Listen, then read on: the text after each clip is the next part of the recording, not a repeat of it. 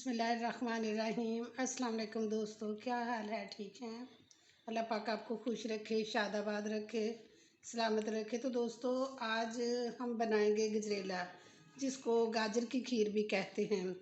तो उसके लिए मैंने ये 2 किलो गाजरें ली हैं और इसमें गाजरें जो है ना, इस तरह रेड रेड सी, ये जिस तरह खूबसूरत सी गाजरें होती हैं, ये ऐसी गाजरें लेनी हैं। और जो बिल्कुल बारीक होती हैं वो नहीं, क्योंकि फिर वो अच्छी तरह से क्रश नहीं होती हैं। तो सबसे पहले हम इन गाजरों को जो है ना, अच्छी तरह से इनका ये नीचे से पीस उतार के, आगे से भी उतार के, तो इनको इस तरह साफ़ कर लेंगे। सारी गाजरों के हम छिलके उतार लेंगे। सारी गाजरें मैंने सारी छील के साफ़ कर ली हैं और अब मैं इनको कद्दूकस करती हूँ। बिस्मिल्लाहिर्रहमानिर्रहीम।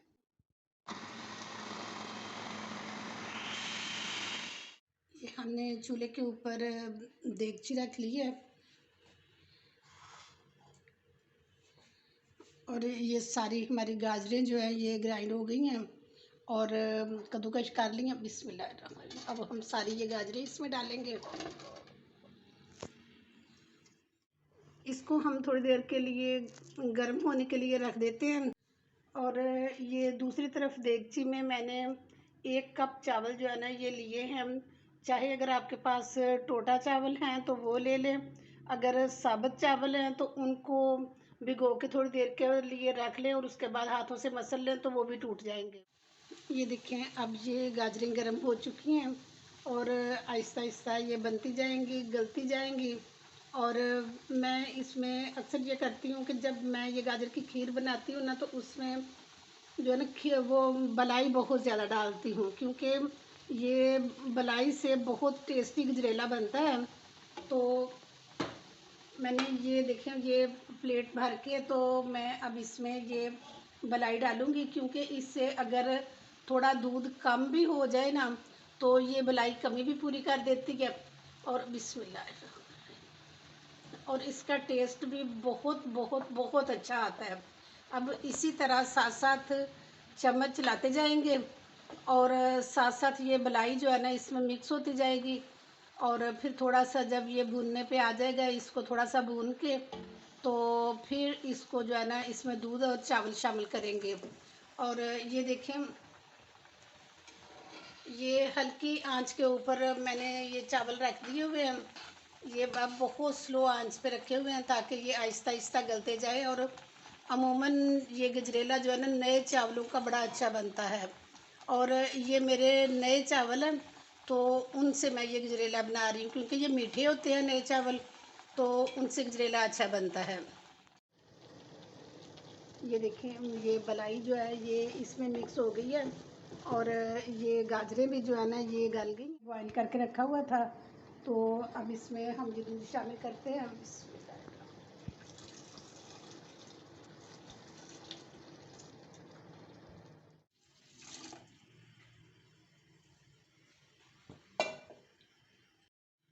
और ये देखें, अब ये दूसरी तरफ हमारे चावल जो हैं ये भी तैयार हो गए हैं।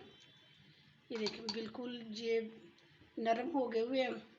और अब हम ये चावल भी साथ इसमें शामिल करेंगे।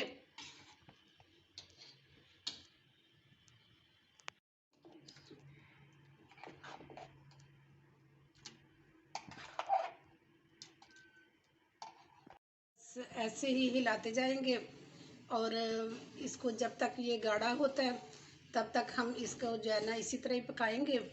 और सबसे एंड के ऊपर हम इसमें चीनी शामिल करेंगे। इसकी निशानी यही होती है कि ये जब इसमें बबल्स बनने शुरू हो जाए तो इसका मतलब ये है कि ये तैयार होने के करीब हो गया, या ये तैयार हो गया। अभी तो इसमें बहुत कम ये बबल्स बन रहे हैं, तो इसका मतलब ये है कि अब थोड़ा टाइम रह गया इसका तैयार होने में। ये देखिए, अभी दूध अलहदा और ये गाजरें और चावल अलहदा है। अभी ये मज़ीद पकेगा। ये देखें, अब बन के बिल्कुल हमारा तैयार हो गया गजरेला। और इसमें ये हम एक जो कप है ना ये चीनी का डालेंगे। बिस्मिल्लाह। और फिर हम चेक कर लेंगे कि इसमें कम है या ज़्यादा है। तो फिर उसके बाद जो है ना इसमें देखेंगे, चेक करेंगे तो फिर ज़्यादा डाल लेंगे अगर कम हुई तो। वैसे भी आप अपने टेस्ट के मुताबिक कम या ज़्यादा कर सकते हैं। और अभी मैं इसमें ये ड्राई फ्रूट डालूँगी।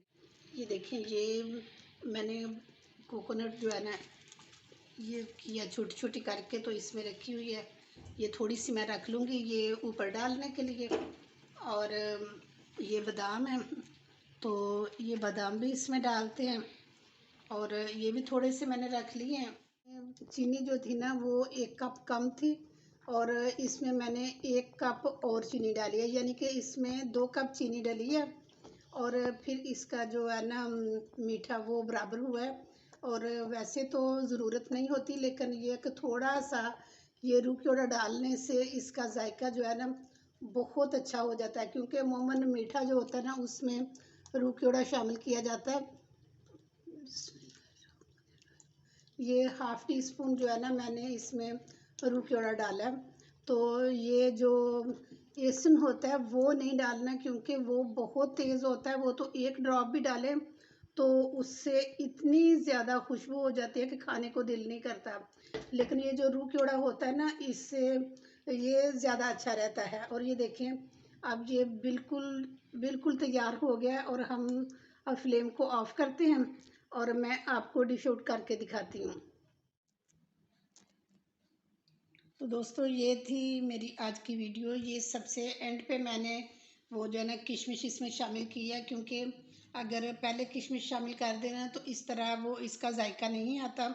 और किशमिश हमेशा सबसे एंड में शामिल करते हैं। तो अगर आपको मेरी आज की वीडियो ये पसंद आई है तो एक खूबसूरत सा कमेंट करके बताएं कि आपको ये मेरी वीडियो कैसी लगी है, मेरी रेसिपी कैसी लगी है। और अगर आप मेरी इस रेसिपी के मुताबिक बनाएंगे गाजर का हलवा, ये गाजर की खीर, तो इंशाल्लाह बहुत बहुत अच्छी बनेगी। और मैं बहुत जल्द आपको गाजर का हलवा भी बनाना बताऊंगी कि वो कैसे बनाते हैं। तो इसके साथ ही मैं आपसे इजाज़त चाहती हूँ।